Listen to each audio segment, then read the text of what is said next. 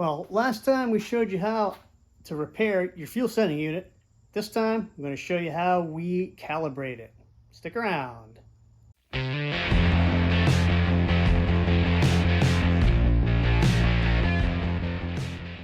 Hey folks, welcome back. Well, like I said, this time around we're going to calibrate, make the adjustments we need on the fuel sending unit so that it actually reads correctly on the gauge before we put it back in the tank. Because the worst thing is you get it in there, fill the tank up, and it's not right. Because there's adjustments you can make right on the sending unit before you stick it in. So there's an easy way to do it. We're going to do it on the bench, and then you can actually do it in the car. But I'll show you on the bench first, because there's a few things you might want to tweak on the gauge itself should it not read correctly. So let me spin you around. Gonna go over to the bench. But first, hold on. So I want to address, I didn't really say this in past videos. We've been back from Carlisle now for a couple weeks. Everyone who went, who had the ability to vote on the show field, thank you. Thank you for first place. Red took first place at the Carlisle Chrysler Nationals in the A-body Plymouth stock class 60 to 66. I was shocked. I did not expect that at all. So thank you. I appreciate it. So let's get to the calibrating. All right, I've got an extra gauge. I've got a sending unit that I rebuilt in the video, mounted up here. I've got it wired up. Got a very dead motorcycle battery that I'm using a battery charger on, and it's all wired up. It's a bench test. So you have your, in the 65s, you have these removable voltage limiters, voltage regulators that take 12 volts in, and then you get like 5 to 7 out to the gauges, and you got your ground right there.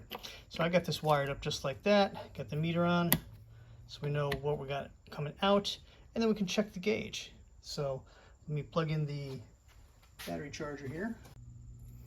All right, that would be key on. It's been sitting here for a minute, so the needle is moved off of the empty stop.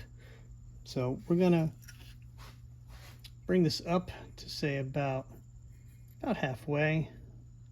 Just kind of hold it there and let the gauge do its thing.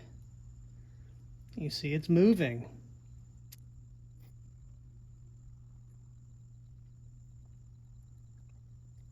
Stay down now. This one won't record the tank, so we're gonna go to full. You see the climb. Way past the full mark. Heading on its way up to fullest, more fullerific. Yeah, that's like an extra quarter of a tank. Oh, still going. Yeah, not great. Well, that's continuing its traversing itself down further. There's a couple things we can do. Now, these two tabs here, you can see those, you can bend them up or down to limit how far up or down the float goes. And that can give you the range, right? But you also want to be able to, let me pull this out of the way a little bit. In here, where the actual board with the windings is on, you might want to be able to move that up and down as well, because the sweep is in a fixed location in relation to the rod, and it can only go so far. But if we can move the circuit board up or down, well, that's going to help us out. Now, you have a little bit of room at the top because of the, hold on. You have a little bit of room at the top of that because you have this tab, and you can slide it up in higher or lower. You have the ability to move it up and down. But to do that, you kind of have to bend the bracket a little bit, which is okay because it's bolted straight in here. You can take some needle nose pliers, just get in there, kind of twist it, tweak it, move it as you need to, and help calibrate, center it so you get the full where you want it to be down here.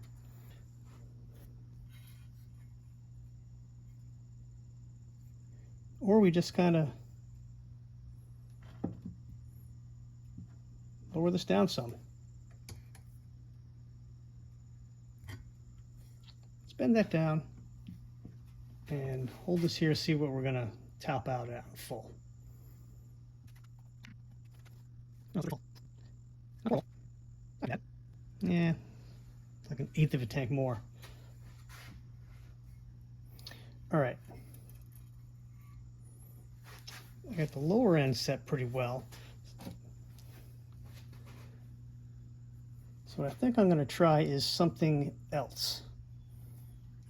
Okay, I've disconnected it for now. I'm going to turn this around. In the back of the gauges, you have a couple of other holes here, and you got these little notches in there, right? So you can adjust one way or another the stops for that needle and prevent it from going too far. So if you want it to read correctly, at least look right on the gauge, we can stop that needle so it's right there on full. On empty, I would be okay leaving it down a little bit, but the full, we need to move it a little bit. I'm just gonna give it a little tweak here. I'm gonna try and bring it this way first.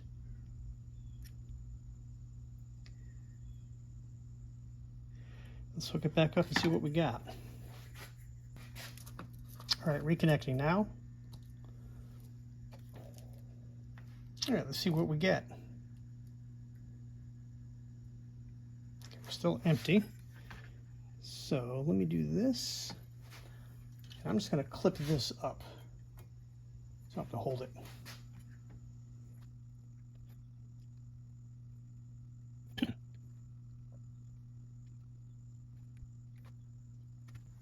Okay, that's taken its time to get up, and looks like the adjustment I made here on the actual sending unit, I'm moving this tab, and the adjustment I made in the back of the gauge brought this down to a reasonable level so it reads correctly, and you know it's full, which is the whole goal, right? So let me set this down, and anywhere between full and empty is arbitrary.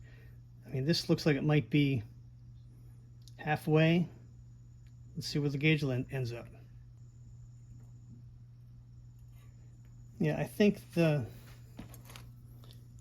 this piece needs to move up inside the bracket. So let me take the ground off of here and get it out of the way. And we're going to give this a little tweak.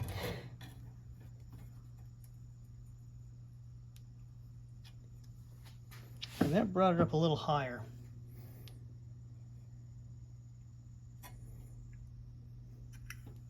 Now let's see what that does to the gauge. Now it's about halfway. Let me put the ground back on and see what that does to the gauge. Yeah, the ground helps. Okay, that's coming up to empty now from key on power. And it does take its time. You see it's going up a little further.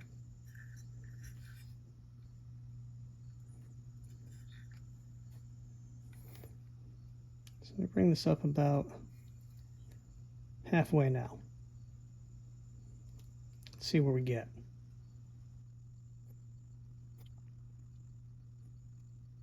It's more than halfway. It's better halfway. Halfway. We're full. It looks like it goes up above just beyond the full mark. So again, we can bend that tab down a little bit. But you kind of get the idea. All right, I've got an extra gauge assembly here. I've got it hooked up, wired up. This sending unit, this one right here, this is the one I had in red, and in the last video it had the extra return line into it. I took it all off, welded the hole up, soldered this back in, put it all back together, and this one is ready to go too. Got all the major adjustments done on it already, so let's connect the power up and see how this one works. Okay, gauge is coming off of dead empty, key on. Now it's up to reading just below the empty line. Okay, let's bring this up to about halfway-ish.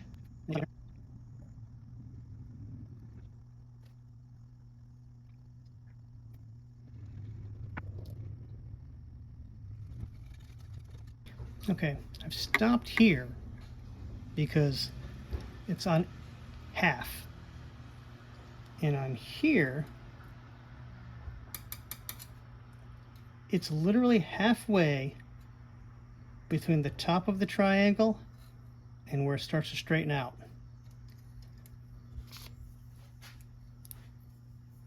This piece right here. So that sweep was right about there, halfway between the top and where it starts to come straight down. The sweep is right in the middle there, so that's halfway. Not halfway from here to here, halfway from here to here. Because the windings are the same length, same distance across. Here's where they start getting longer and longer and longer and longer and longer the further up you get. So this would be your halfway point. Let's go full.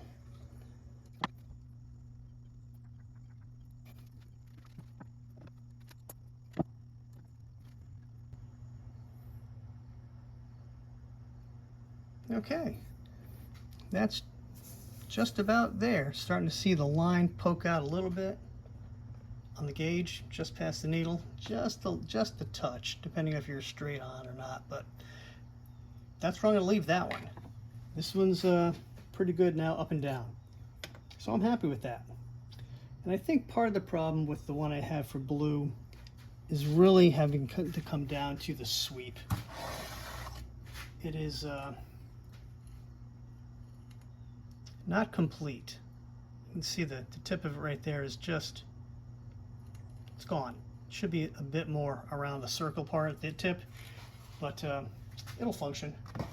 Knowing that, I might actually put this one in blue and leave the other one on the shelf. So when you're all done, just kind of close all your flaps back on your thing, and then you can double check it one more time. I think we're good to go here. I'm gonna leave that a be. All right, you're thinking, yeah, that's great. That's a 65 where you have the voltage limiter right there. You can grab these out, you can wire them up and test them. What if you got a 66, right? Two different gas gauges. That's got two wires, I should say two connections. This one's got three.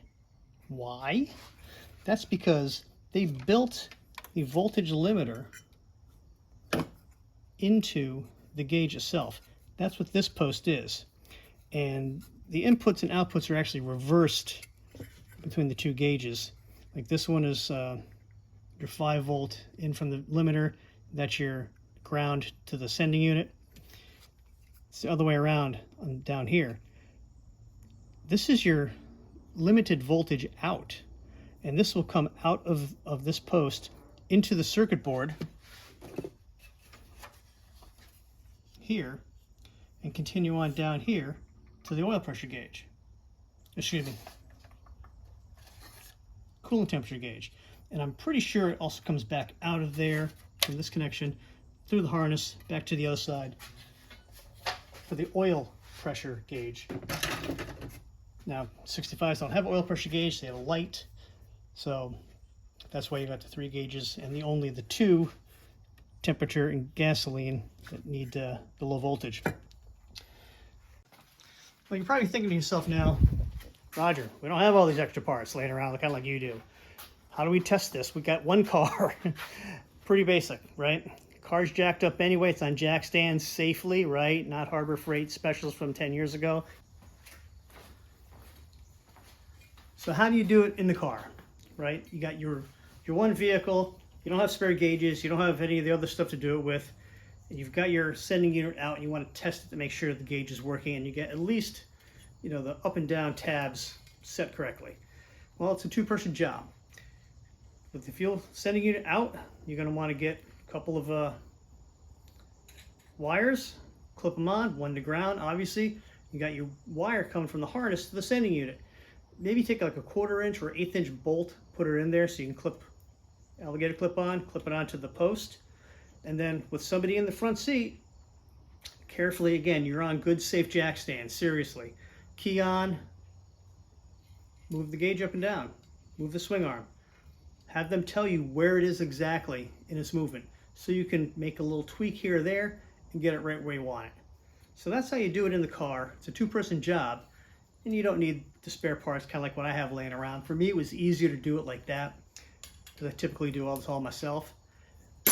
So if you got spare parts, great. If not, it's a two-person job, do it in the car. Usually you're not going to have to tweak the gauge itself. It's probably just fine as it is, but that gauge I had sitting there, that had been kicking around in the box for a very long time. There you have it. It's kind of the companion video to rebuilding this, is actually adjusting this. Not too difficult, but now you know exactly what you need to do to get your gas gauge reading correctly in your classic car. Easy. Hey, thanks again for watching. Appreciate you coming back. Smash the like button. And if you like what we're doing here on the channel, consider subscribing. It's free. So please, consider doing that. Catch you next time.